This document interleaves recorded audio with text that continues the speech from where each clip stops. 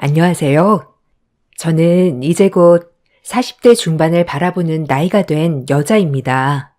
불우한 어린 시절을 겪고 이 불우함에서 벗어나고자 많이 노력했죠. 그렇게 제 학창 시절은 불우함 속에서 갖은 아르바이트와 학업에 열중하며 지냈습니다. 그래서 지금 생각해보면 따로 학창 시절에 추억이랄 게 없네요. 그저 벗어나고 싶은 일상이었으니까요. 저는 학교에서도 조용히 수업을 듣고 공부를 하고 끝나면 아르바이트를 하고 새벽에 집에 와서 공부하고 이런 생활을 반복했습니다. 어느 날 저와 성적이 비슷한 친구가 밥을 먹자고 하더군요. 저는 밥을 먹는 것도 힘든 시절이어서 그 친구의 제안을 수락했습니다. 그리고 처음으로 친구네 집에 놀러 가게 되었어요. 친구네 집은 저희 집과는 완전 반대로 번쩍번쩍 으리으리했네요. 그 집 어머니는 제가 공부를 잘하니까 어떤 과외 선생님에게 지도를 받는지 물어보려고 했죠. 하지만 과외를 받아본 적 없는 저는 당황스러웠습니다. 우리 엄마가 너 누구 선생님 붙여서 과외하냐는데? 혹시 정보 공유해 줄 수 있어?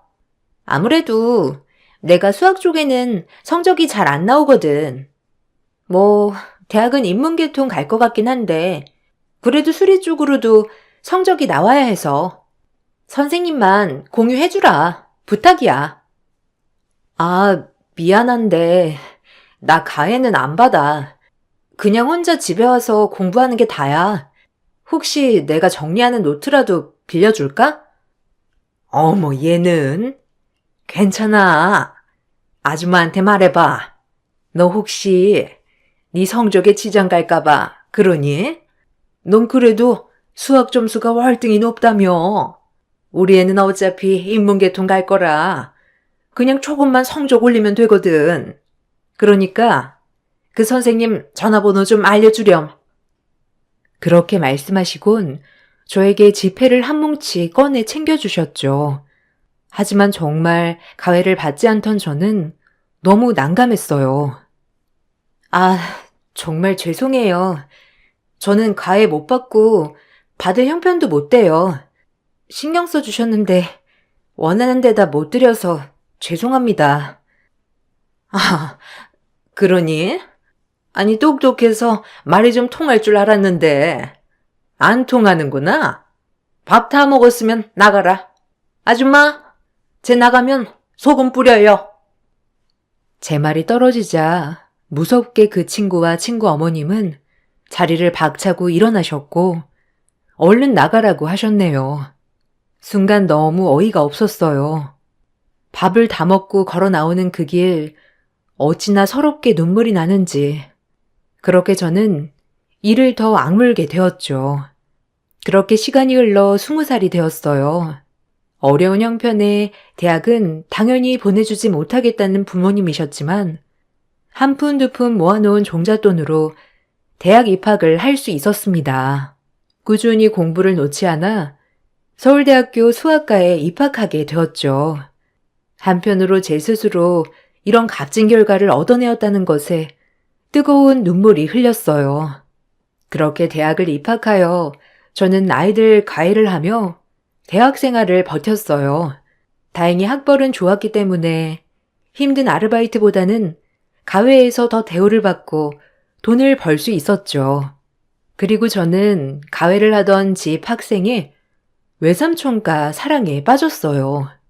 제가 먹지 못하고 공부할 때 늘 옆에서 챙겨주고 항상 힘이 돼주는 사람이었죠. 오늘도 밥 못 먹었어? 내가 과외 끝나고 나가서 밥 사줄게. 어떻게 살이 더 빠진 것 같아? 너 설마 하루에 한 끼만 먹어? 아니야, 밥 먹었어. 시간이 없으니까 대충 그냥 편의점에서 때우는 거지 뭐. 한빈이 과외 끝나고 나 과제하러 가야 해. 내가 그럼 과외 끝나고 너 과제하러 가는데 데려다 줄게. 조금이라도 내 차에서 잠 좀 자면서 가. 얼굴이 퀭하다. 그렇게 늘 제 생각을 해주는 남자친구였습니다. 처음 받아보는 따뜻함에 거부할 수 없는 사랑이었죠. 너무 행복했어요. 남자친구의 집은 회사를 운영하여 꽤 튼튼한 기업이었어요. 남자친구의 누나 즉, 제가 가르치는 학생의 어머님이 꽤나 깐깐한 사람이었기 때문에 그 집에서 연애를 한다는 것은 상상도 할 수 없던 일이었죠. 하지만 사람의 힘으로 어찌할 수 없는 일이었기에 되돌릴 수 없었습니다. 그렇게 저희는 사랑을 키워나가게 되었죠. 그나마 다행이었던 것은 제자가 성적이 많이 오르는 추세였기 때문에 저에게 점점 너그러워지셨죠. 그렇게 3년이 흘러 그 학생이 대학에 가던 날 저도 졸업을 앞두고 있었어요. 졸업을 앞둔 시점 취업 준비를 하였죠. 정신없는 하루 속에서도 남자친구는 여전히 큰 힘이 되어 주었어요. 그래도 힘든 와중에 자기가 있어서 너무 다행이야. 오빠는 회사 일 안 힘들어? 그래도 직장인이 더 힘들 텐데. 전혀. 네가 더 힘들지. 넌 공부하랴, 애들 가르치랴. 원래 몸은 하나만 해도 모자란데 넌 2개에 집중하고 있으니. 아니야. 그래도 할만해. 여태까지 내가 했던 일보다 애들 가르치는 게 제일 쉽기도 하고, 이제 취업만 하면 나아질 거야. 원하는 기업에 원서를 넣고 취업을 기다리고 있던 그때, 남자친구 부모님은 저희의 연애 소식을 알았습니다. 가난한 손자의 과외 선생과 앞길이 창창한 아들과의 연애라니, 부모님 입장에서는 반대할 만했죠. 그렇게 시련이 시작됐어요. 아니 선생님, 이러실 수 있는 건가요? 손주 녀석 과외하라고 불렀더니 우리 아들이랑 눈이 맞아요? 아유 호의가 없네. 지금 우리 딸애가 길길이 날뛰는 거 내가 말리고 온 거예요. 우리 아들은 이미 결혼을 약속한 사람도 있으니 이쯤 헤어져 줘요. 긴 말하지 않을게. 죄송합니다, 어머님. 충분히 말리실 것 같아요. 하지만 제 비전을 봐주세요. 저 정말 윤성 씨에게 패기치는 사람이 되지 않을게요. 어머 저 뻔뻔한. 지금 취업 준비한다고 했죠? 어디 봅시다. 취업이 잘 되는지. 우리 아들이랑 안 헤어지면 원하는 취업 절대 못할 거예요. 비전? 웃기지도 않아. 과연 그 비전 쓸만한지 봅시다. 내 말을 어기고 당신이 이 사회에 나가서 제대로나 할 수 있을 것 같아? 협박을 하시고 남자친구 어머님은 자리를 뜨셨어요. 그리고 그 협박이 진실이었는지 저는 정말 원하는 취업처에 취업이 안 되는 상황에 이르렀죠. 그 집 기업이 탄탄하다고 하였지만 이렇게 입김이 센 줄은 몰랐습니다. 취업이 안 되는 상황에 이르니 남자친구 집에 찾아갈 수밖에 없었어요. 그렇게 남자친구 집에 찾아갔을 무렵 손님이 와 계시더군요. 손님을 보고 또 한 번 놀랬죠. 아니, 웬일이에요? 연락도 없이? 아직도 한빈이 과외 선생인 줄 아나 보지? 내가 준 돈으로 학교 다녔으면 고맙다고는 못할 망정. 어머머머, 너 지윤이 아니니? 아니 네가 여기 웬일이냐? 아니 과외 선생이라뇨. 혹시 한빈군 과외 선생이 지윤이 너였어? 아유 참나.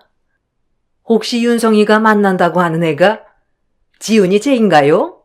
아유 어이가 없네. 학교 다닐 때는 우리 딸애 공부 못하게 앞날 망쳐놓더니 이제는 혼사길을 망쳐놔? 넌 학교 다닐 때나 지금이나 도움이 안 되는구나? 네가 여기 어디라고 발을 들여? 주지도 모르고. 그 손님은 저의 고등학교 시절 과외 선생님을 소개해달라고 했던 친구의 어머니셨죠. 알고 보니 남자친구의 집과 어려서부터 친분이 두터운 집이고 이미 어른들끼리는 자식들의 결혼을 약속한 상태였습니다. 엎친 데 덮친 격이었죠. 그렇게 남자친구네 집은 그 얘기를 듣고 저를 더 반대하는 이유가 되었어요. 그 친구 어머니는 저를 아주 욕심에 앞서 친구의 성적까지 떨어뜨리는 사람으로 얘기를 했고, 거기에 남자친구 어머님은 동화되어 더 저를 싫어하는 계기가 되었습니다. 당장이라도 억울하다고 말하고 싶었지만 제가 변명을 할 여지조차 주지 않으시고 몰아붙였죠. 너무 억울하여 눈물이 나오려던 걸 간신히 참았네요. 당장 나가요.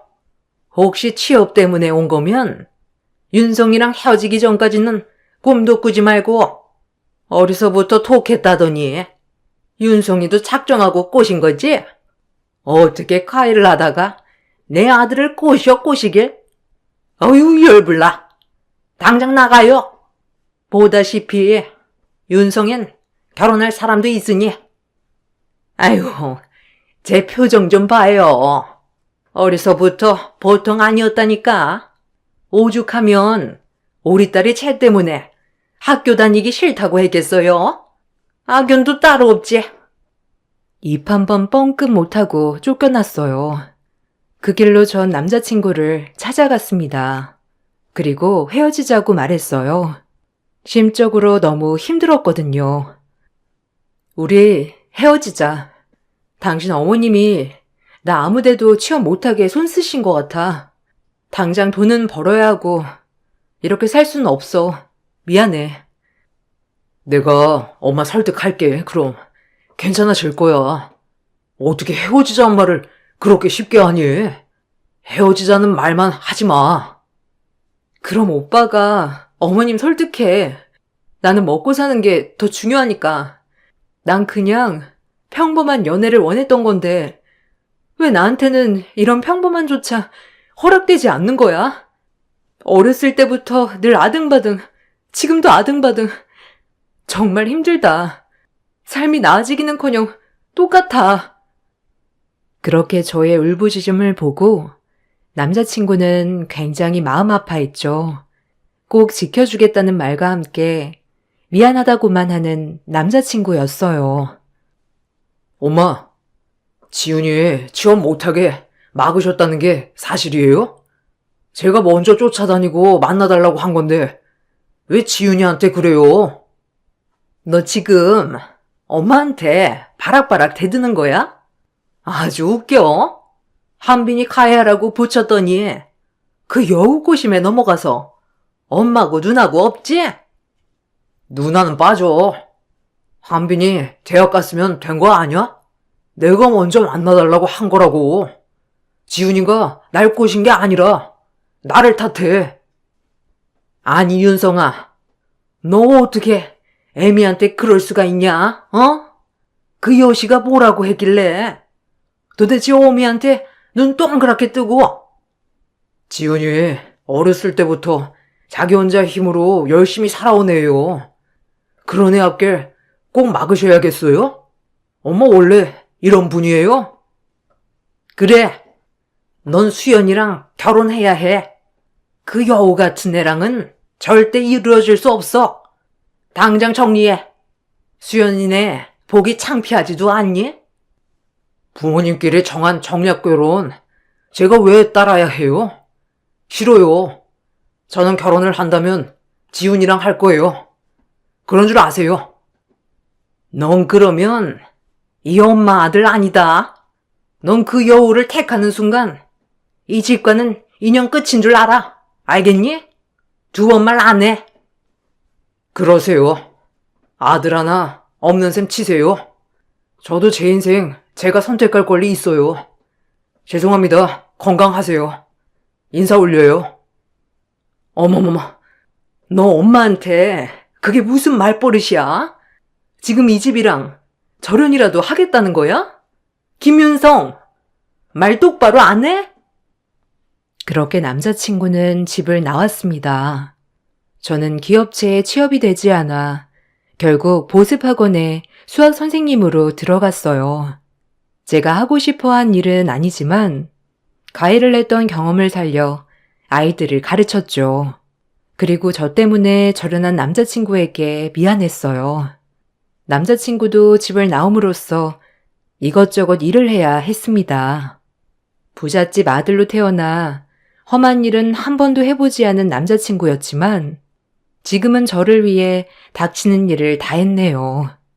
공사장에서 일도 하고 대리운전도 하였어요. 그렇게 저희는 작게나마 새로운 삶을 시작했습니다. 남자친구 집에 축복받지 못하는 생활이었지만 그래도 둘의 힘으로는 충분히 살아갈 수 있었어요. 그리고 2년이 흘러 저희는 결혼을 약속했어요. 애초에 부모님께 축복받지 못하는 결혼이었지만 그래도 시간도 많이 흘렀고 이제는 마음이 조금이라도 누그러지셨을까 싶어 그렇게 남자친구 집에 방문했습니다. 그렇게 긴장되는 마음 끝에 초인종 벨을 눌렀어요. 엄마, 아빠, 저 왔어요. 보고 싶었습니다. 찾아뵙고 인사드리고 싶어요. 그리고 지윤이도 같이 왔으니 문 좀 열어주세요.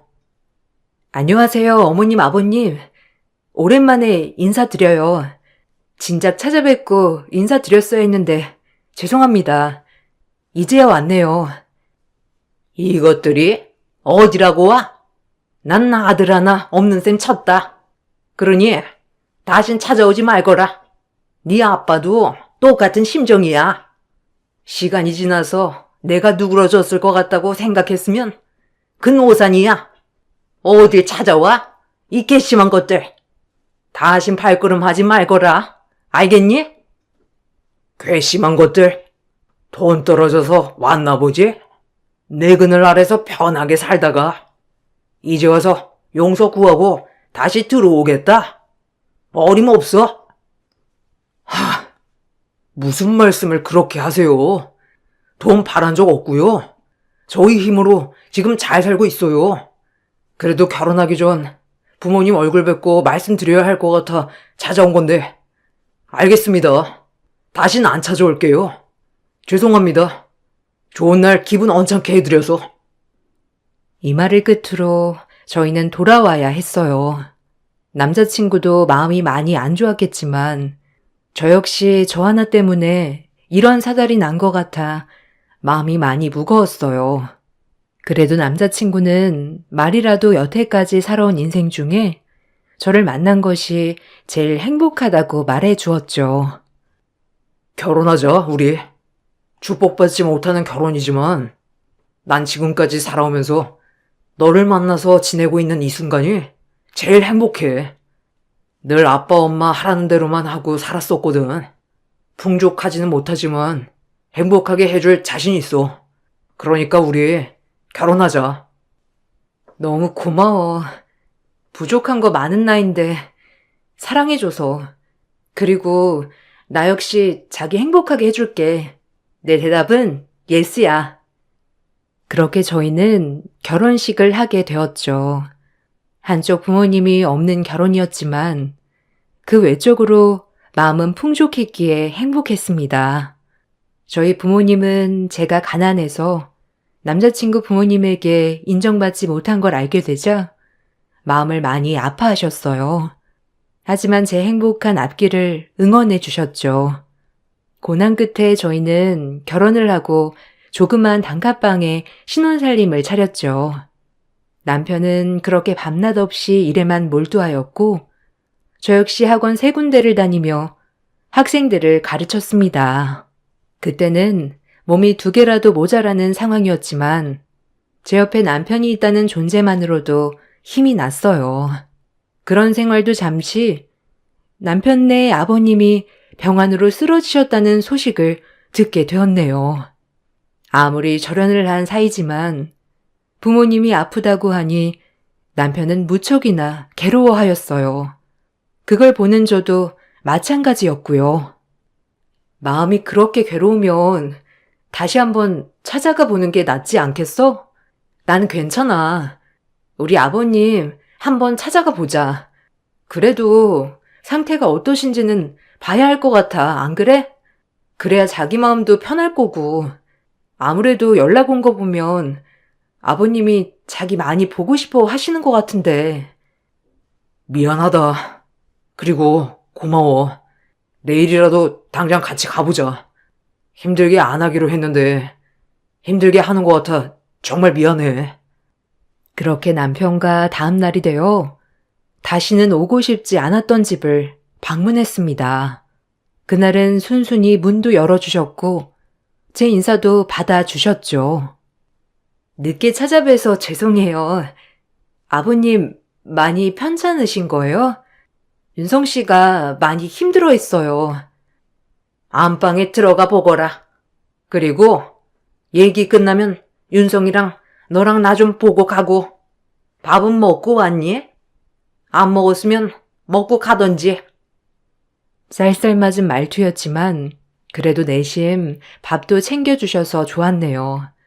그렇게 남편과 아버님을 뵈러 들어갔을 때 남편은 오열을 하고 말았죠. 아버님은 급성 뇌출혈로 쓰러지신 상태로 거동조차 제대로 할 수가 없는 상태였어요. 그리고 남편을 알아보고 희미하게 웃었습니다. 죄송해요, 아버지. 늦게 왔네요. 못난 아들 용서해 주세요. 일어나셔야죠. 그 무섭던 아버지 어디 가고 누워만 계신 거예요. 저와 남편은 눈물을 흘렸고 아버님은 희미하게 고개를 끄덕 움직이실 뿐 말씀은 하지 못하셨죠. 그렇게 병문안을 마치고 저희는 식사를 하였어요. 식사 도중 어머님은 저희에게 제안 하나를 하셨어요. 그 제안은 놀랄만한 제안이었죠.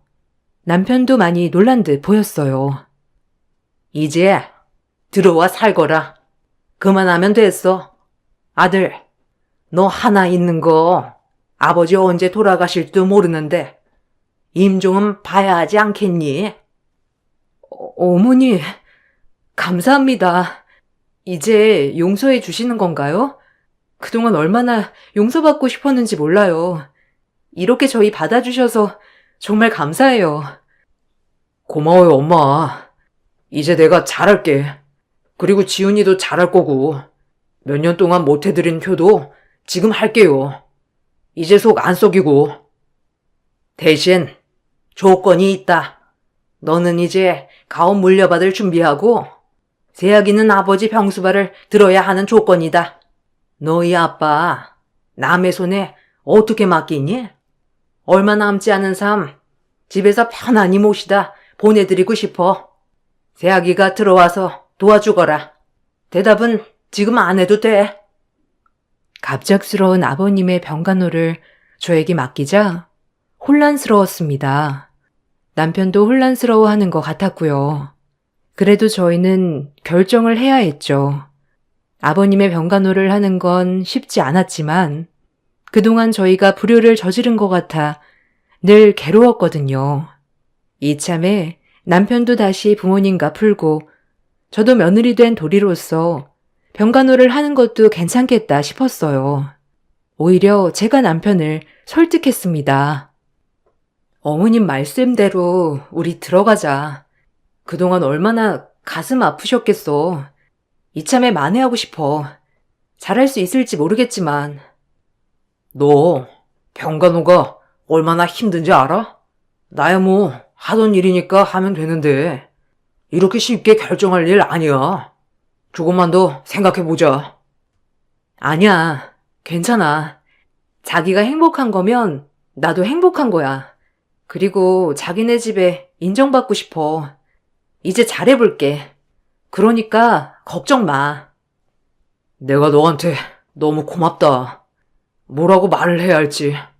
내가 더 잘할게. 너 힘들지 않게 중간에서. 그리고 너무 고마워.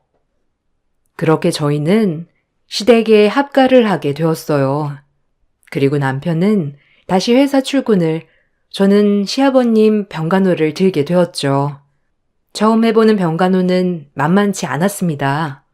거동이 불편하신 아버님의 기저귀를 가는 것부터 시작해서 식사까지 하나하나 챙겨야 했죠.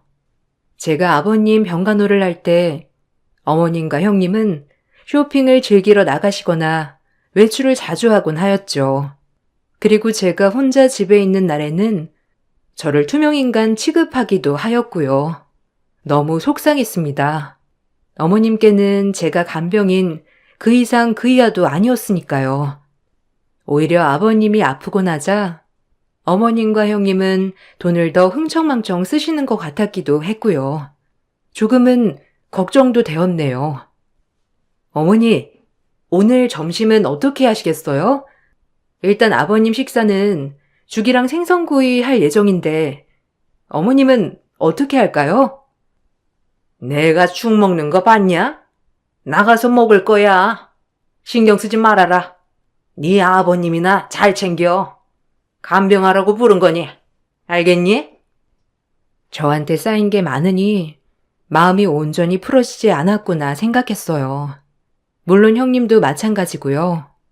그나마 이 집에서 숨 쉴 수 있었던 거는 제가 가르치던 학생 조카 한빈이와 남편 덕분에 버틸 수 있었죠. 남편은 병간호하는 저를 안타깝게 생각했어요. 그렇지만 부모님을 더 이상 저버릴 수 없기에 티를 많이 내지 않았죠. 그리고 조카는 그나마 제가 가르쳐서 그런지 저를 많이 따랐고요. 유일하게 저를 인간적으로 대해주기도 했네요. 그렇게 저는 병간호와 시집살이를 병행해 나갔습니다. 하루하루 지쳐갈 때 저희에게 아기가 찾아왔습니다. 예쁜 아기도 생기고 아버님도 날이 갈수록 호전되어 가셨죠. 시어머님은 아직도 곁을 내주지 않았지만 아버님은 어느 정도 저를 받아주시는 것 같았어요. 그리고 간혹 어눌한 말이지만 저에게 고맙다고도 말하셨어요. 그렇게 3년이 흐른 어느 날 아버님 병간호에 익숙해져 갈 때쯤 저에게 청천벽력 같은 일이 벌어졌어요. 남편이 교통사고로 크게 입원한 것이었습니다. 정신없이 남편 병실을 찾아왔을 때쯤 이미 남편은 자가호흡이 불가능한 상태였어요. 윤성 씨, 일어나 봐. 일어나. 나왔어. 나만 두고 이렇게 가는 거 아니잖아. 당신이 아끼던 딸도 있잖아. 거짓말이지? 이거 지금 꿈일 거야. 그치? 윤성 씨, 제발 일어나. 나 어떻게 살라고. 제발. 이거 아니잖아. 나 행복하게 해준다고 했잖아. 아이고, 윤성아. 나 어떻게 살라고 가는 거냐, 이렇게? 일어나, 제발. 왜 네가 지금 여기 누워있는 거야? 왜? 못된 것. 평생 이 엄마 가슴에 대못 박을 셈이냐? 어서 일어나거라, 응? 가려거든. 나부터 죽이고 가. 이 못된 거 사. 아유, 내 아들. 그렇게 남편은 세상을 떠났습니다. 저와 제 딸아이만 남겨둔 채, 그리고 장례식 때 시어머님은 저에게 소리를 질렀죠. 네가 여길 어디라고 와? 평생 도움도 안 되는 것? 내 아들이 너 만나서 이렇게 된 거야. 다 이게 네가 재수 없어서. 생으로 자식이랑 인연을 끊게 만들질 않나? 이젠 아예 영영 보지도 못하게 만드는구나. 당장 나가라. 여기도 오지 마. 할머니, 그만하세요. 이게 왜 외숙모 탓이에요? 외숙모도 속상할 텐데 그만하세요.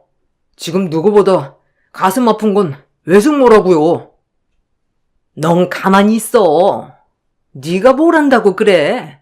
내가 널 가해 선생으로 쓰는 게 아니었어. 애초부터 넌 이 집에 어울리지 않는 애야. 그래도 제 남편 마지막 가는 길인데 봐야죠. 어찌 그러세요? 그리고 저 며느리로 이제 받아주신 거 아니셨어요? 착각도 유분수지. 병수발 들어줄 사람 필요해서 부른지도 모르고 내가 널 며느리로 받아들였을 것 같니? 아주 어리석긴. 네? 그럼 어머니껜 제가 간병인 그 이상 그 이하도 아니었단 건가요? 어떻게 그러실 수가 있으세요? 저한테? 그렇게 장례식장에서도 전 구석에서 앉아 있을 수밖에 없었어요. 제 남편 가는 길 그렇게 떠나 보냈네요. 장례를 마치고 집으로 가서 망연자실 소파에 앉아 있는데 시어머니와 형님은 저보고 나가라고 했습니다. 당장 이 집에서 말이죠. 나가라 이제. 더 이상 네가 여기 있을 필요가 없어. 간병인도 구할 거고 이제 그냥 짐 싸서 너희 딸 데리고 나가려무나. 빈몸으로 왔으니 빈몸으로 나가. 더 이상 우리 집이랑 엮이지 말자고.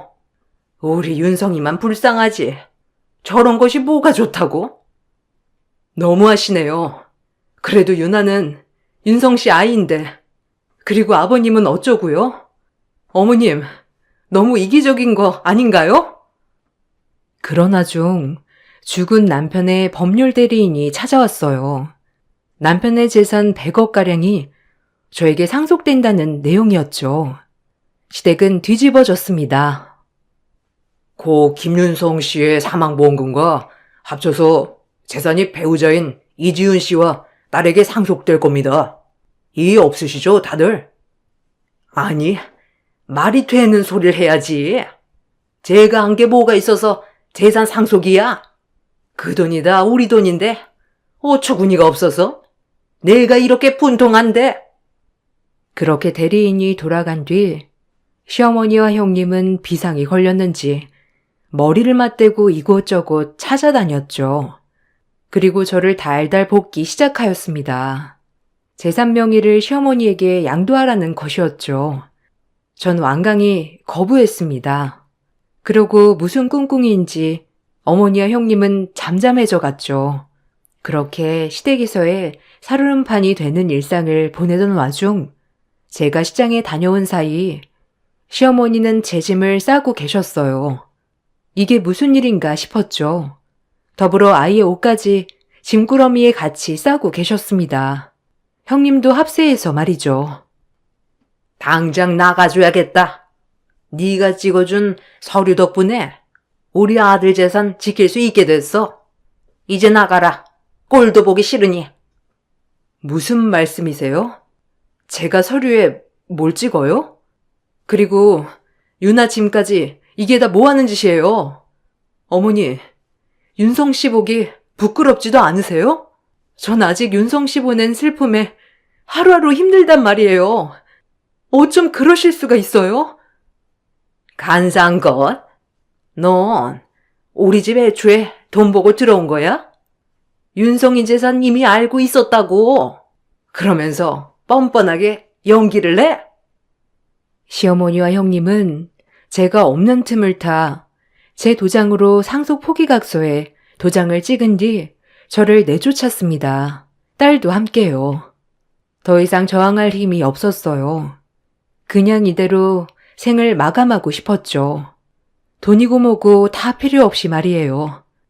그렇게 집을 나와 딸만 친정 부모님께 맡기고 택시를 잡았습니다. 그리고 목적지는 바다가 있는 해변으로 말했습니다. 모든 걸 포기하려 했어요.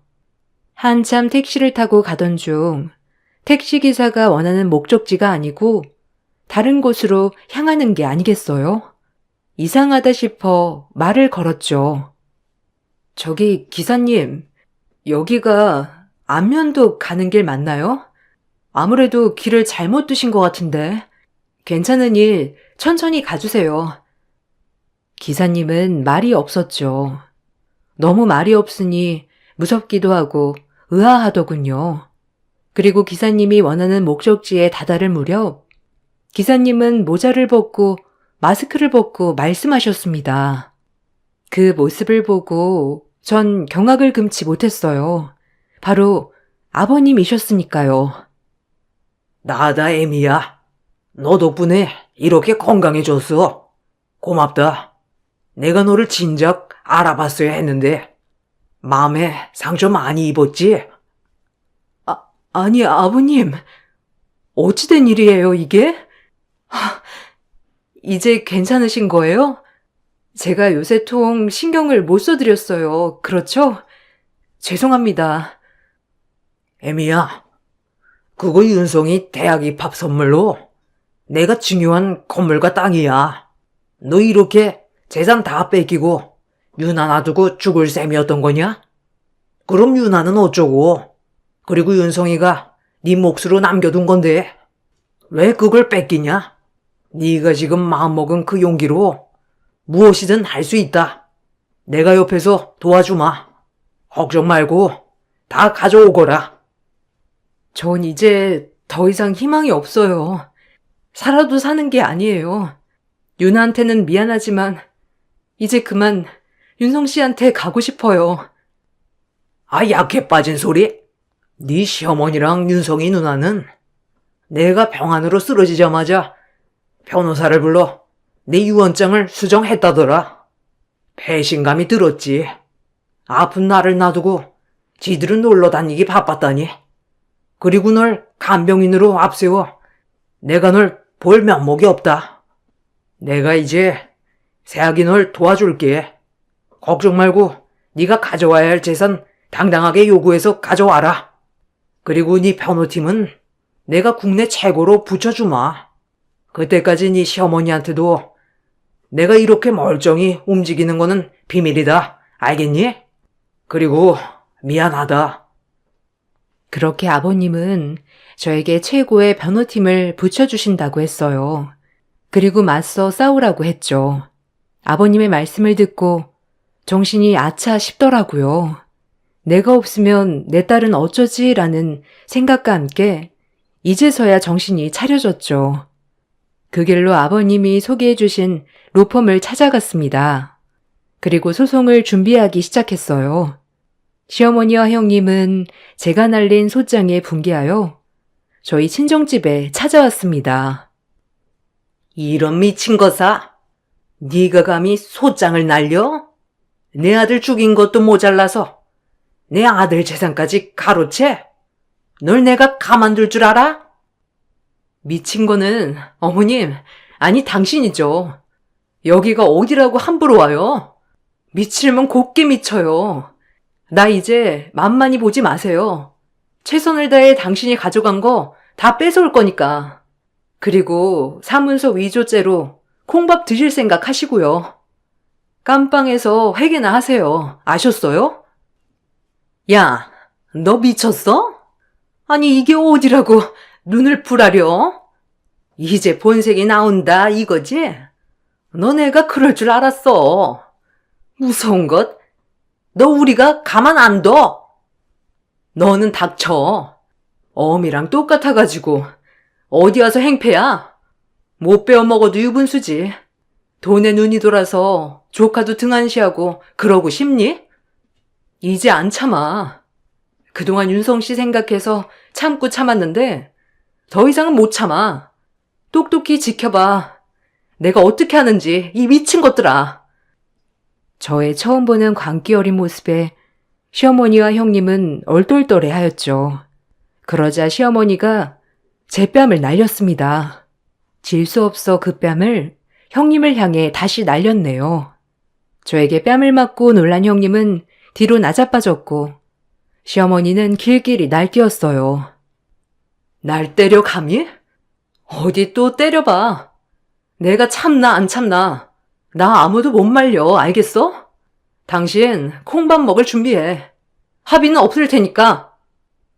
하고 그대로 굵음소금 한 바가지를 시어머니와 형님에게 뿌린 뒤 문을 닫아버렸습니다. 묵은채증이 내려가는 동시에 눈물이 나왔죠. 이제 제 자신을 제가 지켜야겠다고 생각하고 제 딸과 부둥켜 안고 울었네요. 그리고 국내 최고 로펌 기업답게 저에게 승소를 안겨주었습니다. 전 시어머니는 사문서 위조죄로 추가되었고 아버님 유언장 수정도 함께 기소되어 징역을 면치 못하였어요. 그리고 형님도 아버님에게 쫓겨났다고 들었죠. 두 모녀의 끝없는 욕심이 가정 파탄의 원인이 된 셈이죠.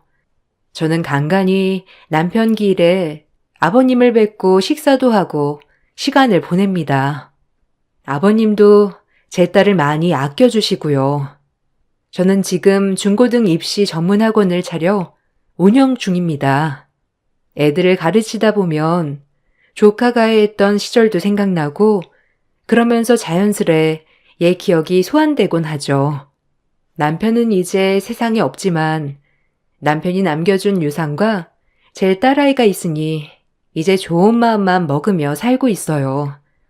그때 당시 이 세상과 등지를 했을 때만 생각하면 딸아이에게 너무 미안하지만 그 용기로 세상을 살아가고 있습니다. 매번 사연만 읽다 조심스레 제 사연도 한번 적어보았네요. 혹시나 나쁜 생각을 가지고 있는 분들이 계시다면 그 용기로 뭐든 다 할 수 있다고 응원해 드리고 싶어요. 지금까지 읽어주셔서 감사합니다.